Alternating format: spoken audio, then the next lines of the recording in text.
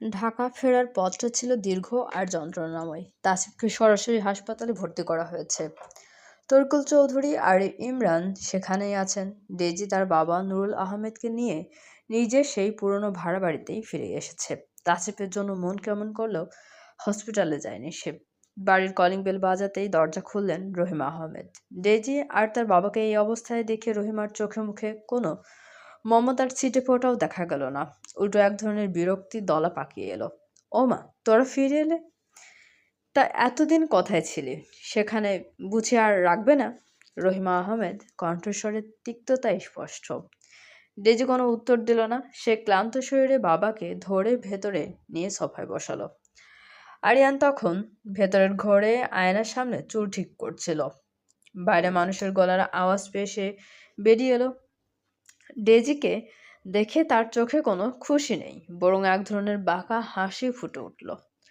আরিয়ান পকেটে হাত দিয়ে আয়েশ করে দাঁড়িয়ে বলল, কি রে ডেজি, খুব তো হিরোর সাথে উধাও হয়ে গিয়েছিলি, এখন আবার এই পোড়া কপাল নিয়ে ফিরে এলি কেন?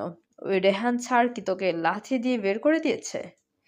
ডেজি দাঁতে দাঁত চেপে বলল, আরিয়ান, মুখ সামলে কথা বল। বাবা অসুস্থ, ওনাকে ভিতরে নিয়ে যেতে সাহায্য কর। রহিমা আহমেদ মাঝখান থেকে ফেটে পড়লেন, আহা, নবাবজাদি এসেছে ফরমান জারি করতে। শোন ডেইজি, এই বাড়িতে তোদের আর জায়গা হবে না। তোর বাবা অসুস্থ হয়ে পড়ে আছে, ওর চিকিৎসা করানোর টাকা আমার কাছে নেই। আর তুই তো এখন কলঙ্কিত, পাড়ার লোকে ছিছি করছে। এই মা ছেলে দুজনের কাছেই সম্পর্কের চেয়ে টাকার দাম অনেক বেশি। ডেজি অবাক হয়নি। তাসিফ যে পরিমাণ টাকা দিয়েছিল তাতে এখনো নুরুল আহমেদের চলে যাওয়ার কথা ছিল, অথচ রহিম আহমেদ বললেন চিকিৎসা করানোর টাকা আর নেই। নুরুল আহমেদ ক্ষীণ স্বরে বললেন, রহিমা, পানি দাও। রহিমা সেদিকে পাত্তাই দিলেন না। ডেজি নিজেই বাবাকে পানি পান করিয়ে ঘরে রেখে এলো। রহিমা আহমেদ ডেজিকে আবারও বসার ঘরে ডাকলেন। অনিচ্ছা সত্ত্বেও সে রহিমার সামনে এসে দাঁড়ালো। রহিমা ডেজির দিকে তাকিয়ে বললেন, শোন ডেজি, ভালো একটা সম্বন্ধ এসেছিল। ছেলে বড়লোক, বয়স বেশি, 40 বছর। আরিয়ানের চোখ লোভে চকচক করে উঠল। বলো কি মা? তার মানে এই আপদটাকে বিদায় করার বিনিময়ে আমরা টাকা পাবো? তাহলে তো কোনো কথাই নেই। ডেজি স্তম্ভিত হয়ে তাকিয়ে রইল। তার বাবা ঘরে ঢুকছেন, অথচ এই মা ছেলে মেয়ে তাকে বিয়ের নামে বিক্রি করার ছক কষছে। ডেজি বুঝতে পারল তাজপের সেই সোনার খাঁচা হয়তো এই নরকের চেয়েও ভালো ছিল। অন্তত সেখানে তাসিফ তাকে রক্ষা করার জন্য নিজের রক্ত ঝরিয়েছে, আর এখানে নিজের লোকেরাই তাকে টাকার জন্য কসাইয়ের হাতে তুলে দিতে দ্বিধা করছে না। আমি কোনো বিয়ে করব না। ডেজি শক্তপোক্ত উত্তরে বিরক্ত হলেন রহিমা। রেগে মেগে বললেন, তা করবে কেন? কাল তাসিফ চৌধুরী, আজ রেহান স্যার, এক একদিন এক একজনের সাথে শোবে তুমি। বেশ্যা কথাকার। ডেজির কিছু বলতে ইচ্ছে করলো না আজ। এমনিতেই সে ক্লান্ত। সে নিজের ঘরে গিয়ে দরজা বন্ধ করে দিল। তার মস্তিষ্ক বারবার বলছে, তাসিফ চৌধুরী যা যা করেছে এই যন্ত্রণাই তার প্রাপ্য, তাকে ক্ষমা করার প্রশ্নই ওঠে না। কিন্তু মন কেন জানি বারবার সেই রক্তাক্ত তাসিফের মুখটা মনে করিয়ে দিচ্ছে। এই বাড়ি এই বাড়িতে থাকাটাও ডেজির জন্য সুখকর নয়, কোথাও শান্তি নেই। হাসপাতালের ভিআইপি কেবিনের সাদা দেয়ালগুলো যেন এক অদ্ভুত নিস্তব্ধতা ধরে রেখেছে। চারদিকে শুধু মেশিনের বিরামহীন শব্দ। বেডের ওপর নিথর হয়ে শুয়ে আছে তাসিফ, তার ফর্সা মুখটা রক্তশূন্যতায় কেমন ফ্যাকাশে হয়ে গেছে। রেহানের সেই ধারালো রামদার কোপটা লেগেছিল বাম কাঁধের ঠিক ওপরটায়। মাংস অনেকটা চিরে হাড় পর্যন্ত গিয়ে ঠেকেছে। অপারেশন শেষে ডাক্তাররা দীর্ঘক্ষণ চেষ্টার পর রক্তক্ষরণ বন্ধ করতে পেরেছেন। তরিকুল চৌধুরী কেবিনের সোফায় মাথা নিচু করে বসে আছেন। দৌর্দণ্ড প্রতাপশালী এই মানুষটা আজ ভেতরে ভেঙে পড়েছেন। তার বড় ছেলেটা আজ মৃত্যুর মুখ থেকে ফিরেছে। ইমরান ডাক্তারদের সাথে কথা বলে ভেতরে ঢুকলো। তাসিফের ফ্যাকাশে মুখের দিকে তাকিয়ে তার বুকের ভেতরটা মোচড় দিয়ে উঠল। সে ধীর পায়ে বাবার পাশে গিয়ে দাঁড়ালো। বাড়ির কাউকে এই খবর জানায়নি তরিকুল চৌধুরী। বাবা, ডাক্তার বললেন ভাইয়ার জ্ঞান ফিরতে আরও কিছুটা সময় লাগবে। তবে শঙ্কার কিছু নেই, ইনফেকশন যেন না হয় সেজন্য কড়া অ্যান্টিবায়োটিক দেওয়া হচ্ছে। তরিকুল চৌধুরী ভিজে গলায় বললেন। ও কি পাগল হয়ে গেছে ইমরান? ডেইজির জন্য তো মরতে বসেছিল। ইমরান দীর্ঘশ্বাস ফেলল। জ্ঞান ফেরার আগেই ও অস্ফুট স্বরে ডেইজির আপুর নাম বলছিল বাবা। এমনকি ওটির টেবিল পর্যন্ত ভাইয়া ডেইজি আপুর ওড়নার একটা ছেঁড়া অংশ শক্ত করে মুঠোয় ধরে রেখেছিল। কেউ সেটা ছাড়াতে পারেনি। তরিকুল চৌধুরী অবাক হয়ে চাইলেন, এতটা মায়া? যে মেয়েটা তাকে একবার খুন করতে চেয়েছিল তার জন্য আজ নিজের জীবন বাজি ধরল। আমি তো ভেবেছিলাম রুষার পর তাসিফ আর কাউকে তার জীবনে জায়গা দেবে না। সবাইকে এক পাল্লায় মাপা ঠিক না বাবা। ডেইজি আপু যা করেছেন সেটা ছিল আত্মরক্ষা, কিন্তু ভাইয়া যা করছেন সেটা হলো প্রায়শ্চিত্ত আর তীব্র ভালোবাসা। তরিকুল চৌধুরী মাথার নেড়ে দীর্ঘশ্বাস ফেললেন কেবল। অপারেশনের ৩ ঘন্টা পর তাসিফের আঙ্গুলগুলো সামান্য নড়ে উঠল। তার চোখের পাতা কাঁপছে। ব্যথার তীব্রতার তার কপালে ভাঁজ পড়ল। কাঁধের ক্ষতটা যেন দপদপ করছে। তাসিফ খুব ক্ষীণ স্বরে বিড়বিড় করে উঠল, ডেইজি, ডেইজি। পাশে থাকা নার্স দ্রুত এগিয়ে এলো।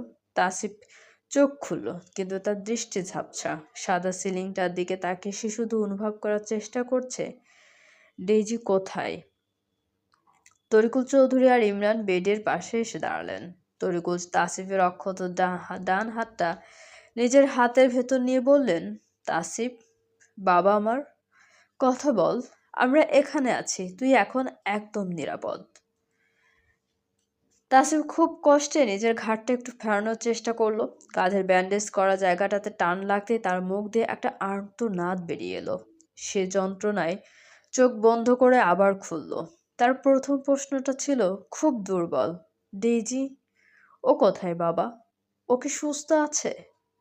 তরিকুল চৌধুরী মিলান হাসলেন। ও সুস্থ আছে তাসিফ। ওর বাবাকে নিয়ে ও নিজের বাড়িতে ফিরে গেছে। খবরটা শুনে তাসিফের বুকের ভেতরটা যেন শূন্য হয়ে গেল। সে ভাবল, ডেইজি কি তবে কি তাকে ছাড়াই ভালো আছে? এই রক্ত, এই ক্ষত কিছুই কি তার মনের অভিমানটা ধুয়ে দিতে পারল না? তাসিফ কথা বলতে চাচ্ছে, কিন্তু বুক ফেটে কান্না আসছে তার। সে জানে না ডেইজি এখন নিজের বাড়িতে এক নরকের সম্মুখীন হয়েছে। সে শুধু জানালার বাইরে ধূসর আকাশটার দিকে তাকিয়ে ভাবল, ডেইজিকে সে মুক্ত করে দিয়েছিল ঠিকই, কিন্তু ডেইজি কি সত্যি মুক্তি পেয়েছে? তাসিফের ২ চোখের কোণ দিয়ে ২ ফোঁটা জল গড়িয়ে পড়ল বালিশে। তার এই নীরব কান্না দেখার মতো কেউ নেই। শুধু পাশের রুমের মনিটরটা তাসিফের অস্থির হৃদস্পন্দন জানিয়ে দিচ্ছিল। হাসপাতালের করিডোরে ওষুধের কড়া গন্ধ আর গুমোট নিস্তব্ধতা।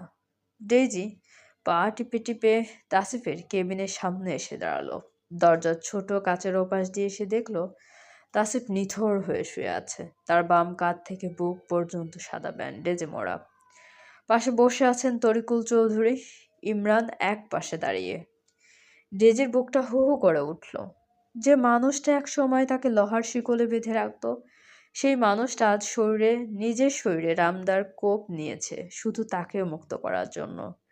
ডেইজির মনে হচ্ছিল এক মুহূর্তের জন্য ভেতরে গিয়ে তাসিফের হাতের উপর নিজের হাতটা রাখে, কিন্তু পরক্ষণেই মনে হলো, না ডেইজি, মায়া করিস না। এই লোকটার কাছে ফিরে যাওয়া মানে আবার নিজেকে বেলিয়ে দেওয়া। নিজের মনকে শক্ত করে ডেইজি ঘুরে দাঁড়ালো। সে সিদ্ধান্ত নিল, তাসিফ বেঁচে আছে এটা দেখেছে, ব্যাস, এটুকুই যথেষ্ট। দ্রুত পায়ে চলে যেতে নিতেই করিডোরের বাঁকে সে কারোর সাথে ধাক্কা খেতে চাইল।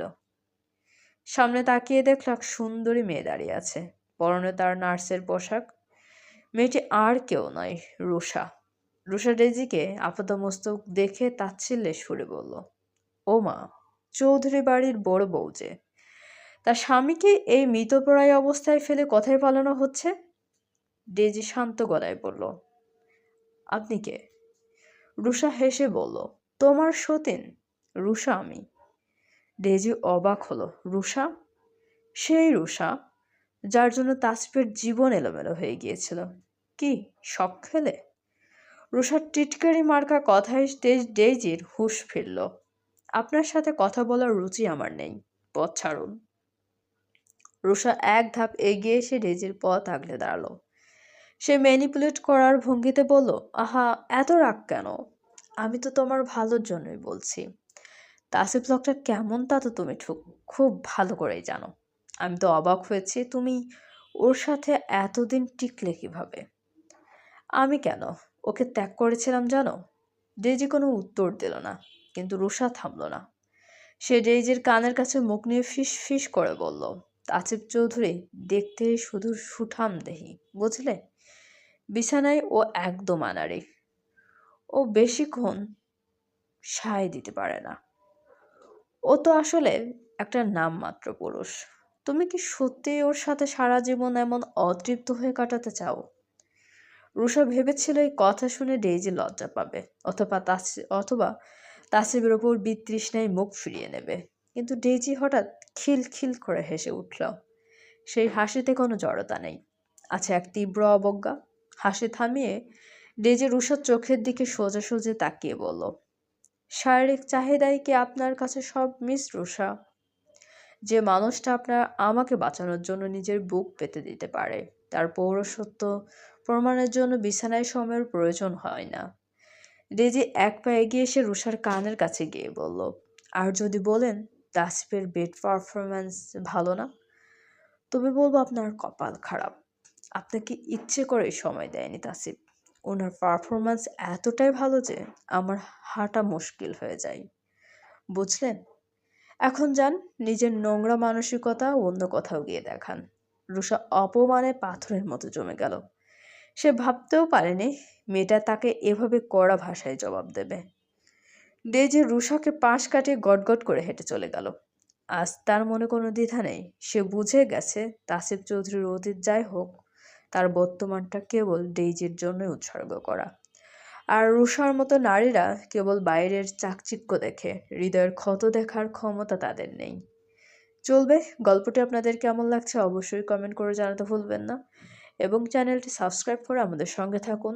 অনেক ধন্যবাদ আমাদের চ্যানেলের সঙ্গে থাকার জন্য।